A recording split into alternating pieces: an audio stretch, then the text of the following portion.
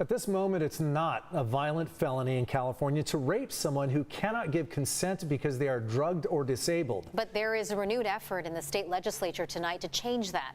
As our political reporter Morgan Reiner tells us, this isn't the first time this has been efforted.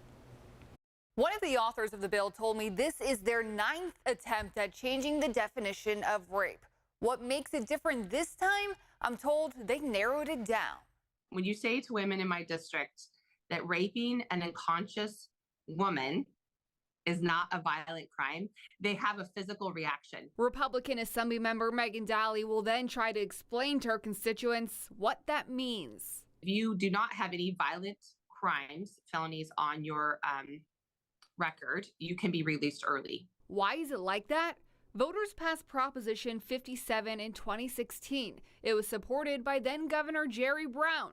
Criminals charged with nonviolent felonies would have the opportunity to get out early, but the proposition did not label all types of rape as violent. I understand that members of the Senate may be concerned about adding another strike to the 3 strikes law and prison overcrowding, and I too share that concern.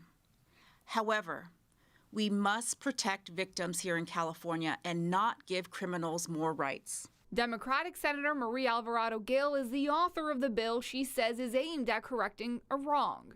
Just to put this in perspective, if a perpetrator were to rape a victim and go that extra step to drug them, it would be less of an offense. The bill will be heard in the Public Safety Committee Tuesday. It is unlikely that this will pass tomorrow in the Public Safety Committee.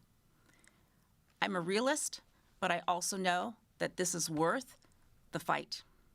Tomorrow we will have hundreds of survivors at the Capitol steps telling their story.